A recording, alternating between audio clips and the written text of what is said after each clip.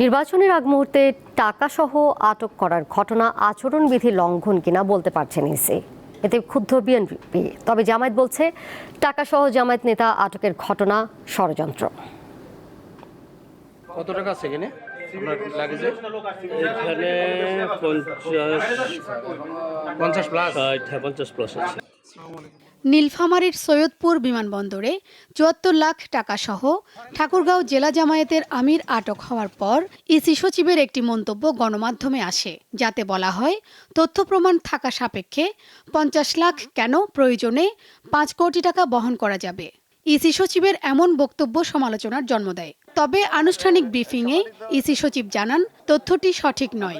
আমি এটা বলিনি, আপনাদের কাছে সর্বসম্মুখে বলছি এটা আমাকে মিসকোট করা হয়েছে, দয়া করে এরকম মিসকোট করবেন না। আরেক প্রশ্নের জবাবে তিনি বলেন এ বিষয়ে কথা বলার এখতিয়ার তার নেই। যে কর্তৃপক্ষ এটাকে ইন্টারসেপ্ট করেছেন বিষয়টা তাদের। আমি কোন আইনের ব্যাখ্যাটা তো তারা দিবেন যারা ইন্টারসেপ্ট করেছেন, আমি কেন দিব? আমার তো কোনো অধিকার আছে? এ ঘটনায় সিইসির সাথে সাক্ষাৎ করে অভিযোগ জানায় বিএনপি। ইসি সচিবের বক্তব্যেরও সমালোচনা করেন দলটির নেতারা।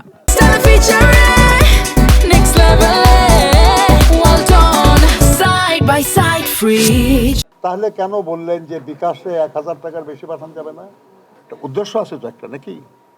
এই সময়ে যাতে ভোট কেনা বেচার জন্য এই টাকা এইভাবে বিলি না হয়, সেই জন্য তো বলা হয়েছে এটা। তো যদি সেটা সত্য হয় তাহলে অন্য সময়ের যে কথা যে ৫ কোটি না ৫০ কোটি ইত্যাদি আপনি বিলি করলে কোনো বাধা নাই, এটা তো বলার দরকার কি আপনার? এমন পরিপ্রেক্ষিতে বুধবার বিকেলে নির্বাচন কমিশনে যায় জামায়াত নেতৃত্বাধীন ১১ দলীয় জোটের একটি প্রতিনিধি দল। নেতাকর্মীদের উপর হামলা সহ নানা অভিযোগ জানায় তারা।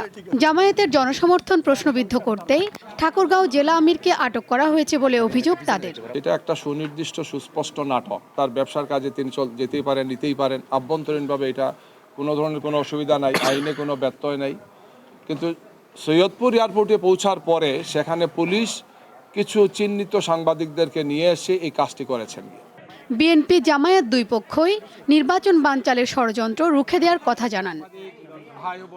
শিউলি শবনম, দীপ্ত সংবাদ, ঢাকা।